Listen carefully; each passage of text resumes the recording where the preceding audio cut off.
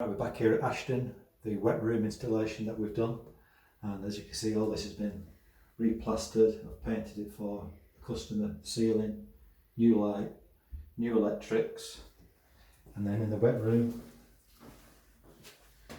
fitted a new radiator with a grab rail. Everything's been retiled,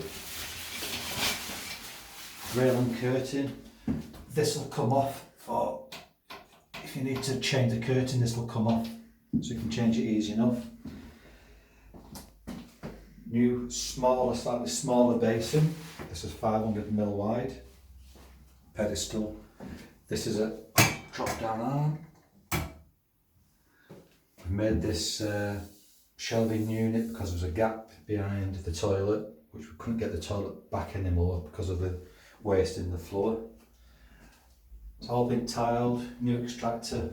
We've painted the ceiling, new light, and we've fitted this wall mounted tap. This is a bath filler, but we've converted it so we can fit it into the wall.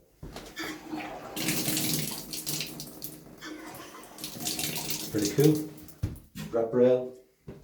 So yeah, that's wet room Ashton-under-Lyne.